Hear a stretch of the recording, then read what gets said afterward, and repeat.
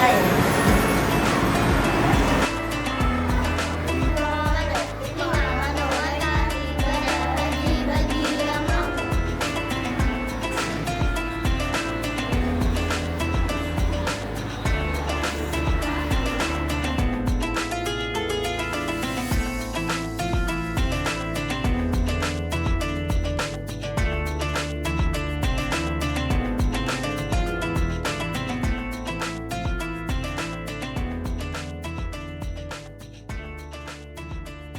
Nama saya Dr. Enda Martuti Swandayani. Saya biasa disapa Bu Tuti. Saya lahir di Klaten pada tanggal 2 Maret 1966. Saya mulai bekerja di Nasima, bergabung di Nasima pada tahun 1995. Waktu itu saya jadi guru TK bersama dengan dua teman saya, Bu Lastri dan Bu Fajriah. Saya tahu Nasima dari koran. Ya, waktu itu di Nasima menerima tenaga kependidikan, menerima guru TK untuk mengajar di TK karena waktu itu yang ada baru unit TK. Sudah ada TK-nya. Waktu itu hanya ada satu gedung dengan dua ruang kelas, yang satu untuk kelas dan yang satu untuk kantornya. Pada waktu itu murid kita hanya 18 dari berbagai daerah di Semarang, dari ujung timur sampai ujung barat, ujung utara sampai ujung selatan. Masih ada yang komunikasi, mereka sudah banyak yang menikah, sudah banyak yang punya anak juga, anaknya disekolahkan di sini juga. Mereka sudah banyak yang bekerja ya, jadi pengusaha, jadi kerja di kantoran, jadi PNS, jadi dokter, ada juga. Waktu itu saat saya masuk itu sudah digambarkan tentang visi dan misi Nasima yang menurut saya itu sangat bagus. Visi dan misinya, untuk visinya itu adalah membentuk manusia yang berilmu dan berakhlak karimah. Kemudian salah satu misinya yang membuat saya benar-benar tertarik dan haru itu adalah menciptakan lokomotif baru menuju Indonesia Raya. Terus saya membayangkan nanti sekian tahun yang akan datang itu anak-anak Nasima akan menjadi pemimpin bangsa yang akan membawa bangsa ini menjadi bangsa yang lebih maju lagi, yang beradab.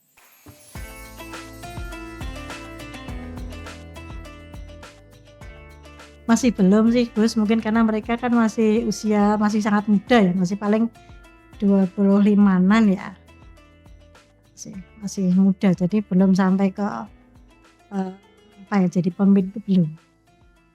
Tapi optimis itu masih sampai sekarang? Masih ada, yakin itu bakalan tercapai, terwujud. Ya dari pendidikannya itu kita sudah setiap hari kita baca Asmaul Husna. Kemudian dari sikap dan perilaku anak-anak itu yang kita bimbing untuk menuju ke akhlak karimah ya, dari sikap dia bersalaman dengan Bapak Ibu guru, cium tangan, kemudian menyapa setiap berpapasan dengan guru itu menyapa guru dengan salam. Bahkan kalau kelas-kelas atas itu sudah tahu menunduk ya, kalau ketemu dengan gurunya itu menunduk. Terus juga dari wudunya, sholatnya, dari perilaku sehari-harinya tuh memang selalu kita pantau, kita arahkan ke akhlak yang al-karimah tadi. Untuk ilmu kita kan sudah menggunakan kurikulum yang terupdate ya Gus. Terupdate. Kalau yang sekarang itu yang sedang booming itu kan kurikulum Merdeka ya. Kita sudah walaupun untuk kelas 1 dan 4 itu kita sudah menggunakan kurikulum itu. Untuk kelas 2 dan kelas 5 yang sebenarnya belum ada kurikulumnya, kita berusaha untuk menyesuaikan dengan kurikulum Merdeka.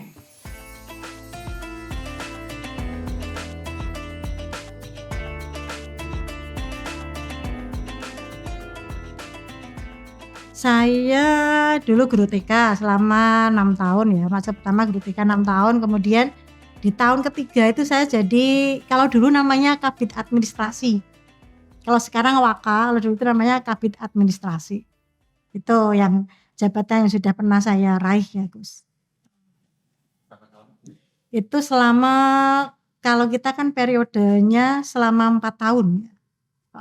Terus saya pindah ke SD, saya mengajar di kelas rendah. Waktu itu kita kan menganut menganut PUD istilahnya Gus.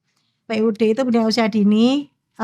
Sebenarnya dari gambaran kami itu adalah usia dini itu dari TK atau dari KB sampai kelas 2 sampai usia 8 tahun ya.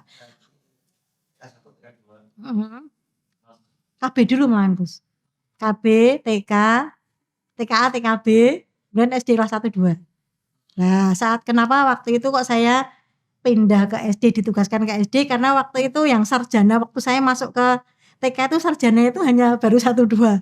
Nah, termasuk saya dan teman saya yang masih proses sarjana itu akhirnya ditugaskan di SD untuk mengajar kelas 1 dan kelas 2. Sampai sekarang pun saya selalu mengajar kelas 1 2. Mungkin karena background pendidikan saya kan keTK-an ya. Ketika itu kan hanya boleh mengajar sampai kelas 2. Akhirnya saya sampai sekarang ajarnya hanya kelas 1, besok tahun depan kelas 2, nanti tahun depan lagi bisa kelas 1 lagi gitu.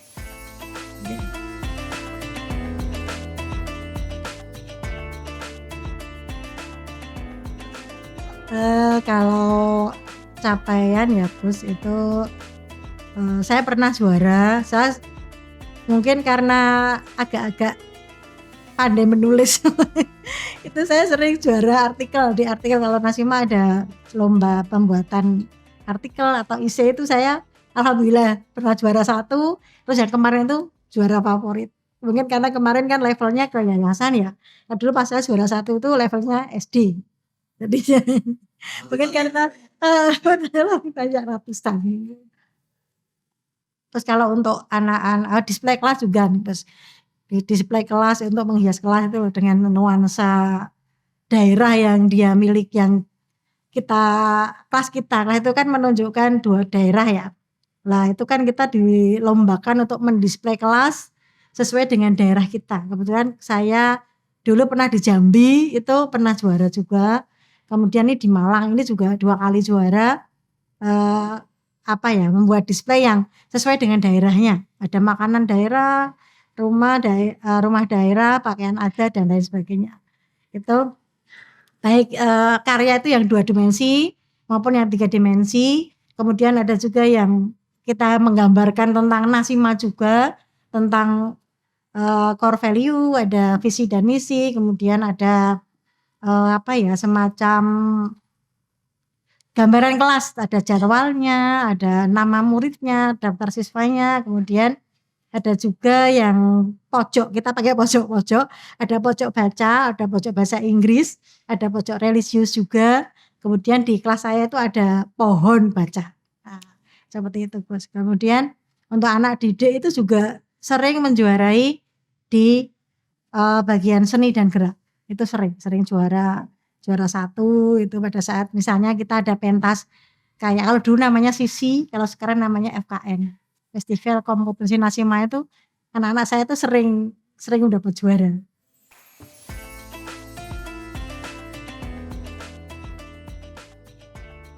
Kalau sukanya yang pertama itu kegiatan-kegiatannya ya Gus. Kegiatannya misalnya kayak RHN yang begitu islami banget gitu ya, ada ikrarnya, ada nasionalnya juga, menyanyikan lagu Indonesia Raya sampai 3 stansa, kemudian Mars Nasima, ada himne Nasima yang kita nyanyikan setiap pagi ya. Kemudian selalu ada nuansa-nuansa Nasimanya, ada tepuk Nasima dan lain sebagainya. Terus pada saat kita sholat wudhu dan sholat itu dalam pengawasan kita ya, selalu kita dampingi, kita betulkan. Kemudian pada saat sholat juga mulai ada anak yang adzan, ada yang iqomah, kemudian ada imam dalam sholat yang sudah kita arahkan untuk melaksanakan wudhu dan sholat dengan betul. Kemudian di RHN pulang itu ada yang menarik, itu adalah menyanyikan lagu daerah. Setiap Senin minggu pertama itu lagunya apa, Selasa apa, kemudian ada kebiar-kebiar juga yang lagu kebanggaan Nasima itu yang kebiar-kebiar itu. Kemudian yang menarik juga dari ini ya Bu, dari 4 program unggulan. Itu kan ada IT kita menggandeng Microsoft Office, kemudian ada bahasa, itu kita kerjasama dengan Cambridge dan Kampung Inggris di Pare. Kita sering mengirimkan anak-anak ke sana untuk belajar akhirnya English Camp di sana. Kemudian pernah juga study change ke Singapura, pernah juga sebelum pandemi. Banyak sekali. Yang mana? Yang Pare. Yang Pare kita para guru malahan, para guru waktu itu digembleng di sana juga selama 2 bulan ya. Terus kalau tugasnya apa? Bentar, ini belum selesai. Kemudian yang menarik ya, Gus, yang menarik di Nasima itu kayak PHBN, peringatan Hari Besar Nasional itu unik banget karena kita selalu pakai kostum-kostum yang khusus. Misalnya HUT Nasima kita menggunakan baju adat. Kemudian Hari Pahlawan kita menggunakan kostum pahlawan, anak-anak juga untuk menanamkan rasa patriotisme ya. Kemudian pada peringatan Sumpah Pemuda kita memakai baju profesi. Tuh, kemudian yang sangat menarik, sangat menyenangkan itu ya Gus. Terus yang menyenangkan juga adalah teman-teman. Teman-teman itu begitu akrab, begitu hangat, begitu sama kita tuh tempat kita sharing suka dan duka. Terus ada acara catering family catering, ada kita trip juga kemana-mana. Kemudian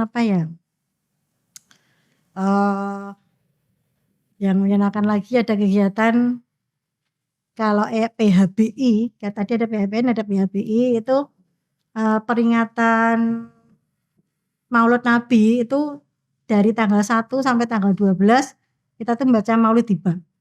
Itu membuat benar-benar membuat haru, buat suasananya itu benar-benar berbeda. Semua anak dari 600 anak itu diajak maulutan tuh rasanya tuh benar-benar gregel gitu.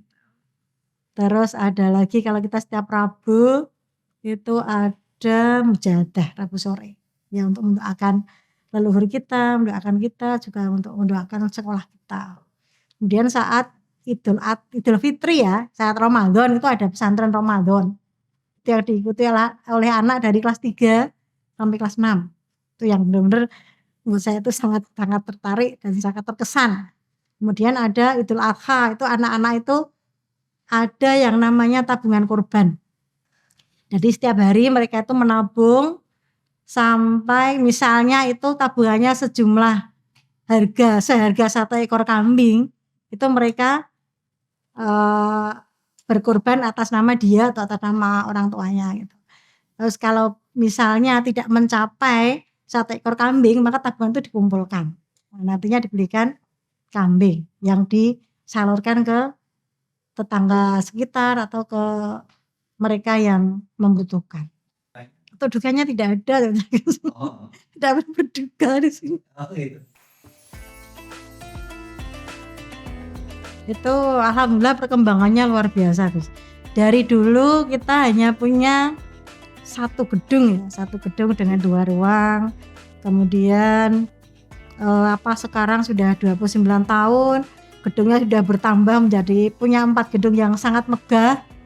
Kemudian dengan mungkin juga ada sekitar 200-an ruang yang dipakai, itu yang kemajuannya itu. Kalau dulu kita masih mungkin kalau saya pas masuk itu masih IT-nya juga masih IT yang sederhana gitu. Tapi kalau sekarang itu sudah sangat-sangat canggih. Saya nggak bisa mengikuti saking canggihnya.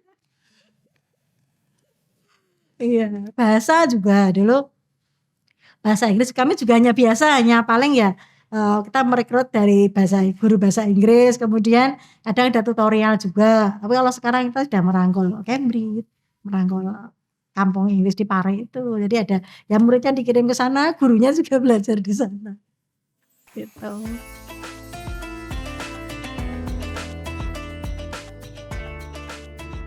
Harapan saya mudah-mudahan Nasima itu menjadi sekolah yang terfavorit, terunggul di Kota Semarang, terbaik di Kota Semarang, dan nantinya juga harapan saya itu akan berada di seluruh daerah di Indonesia. Jadi sekolah Nasima itu bisa mewarnai Indonesia, banyak orang tuh yang mencari Nasima, di mana-mana ada. Mencari Nasima di Sumatera di sana ada, di Kalimantan ada, di Irian Jaya pun, di Papua pun bahkan ada, di seluruh Nusantara itu saya berharap Nasima itu ada di sana semua.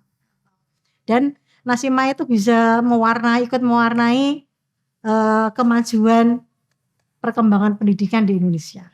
Untuk teman-teman yang nantinya menjadi penerus saya, karena saya dan beberapa teman itu sudah hampir-hampir purna tugas, pesan saya itu ayo kita luruskan niat dan tekad kita untuk mengabdi pada sekolah Nasima dengan segala kekuatan dan kemampuan yang ada, selalu mengembangkan diri biar menjadi guru yang profesional, menjadi tenaga pendidik yang profesional, apapun kerjaannya kita lakukan dengan sebaik mungkin, semaksimal dan seoptimal mungkin, dan insya Allah apa yang kita lakukan itu tidak akan sia-sia. Ya, tidak akan sia-sia, akan membawa banyak kebaikan dan pahala bagi kita baik saat kita ada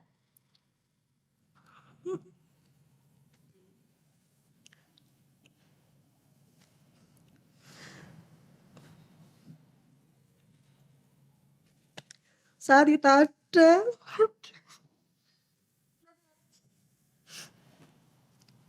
saat kita ada maupun saat kita tidak ada. Itu doa saya dan pesan saya buat teman-teman. Pokoknya buat Nasima, oke. Semuanya oke, Nasima, yes.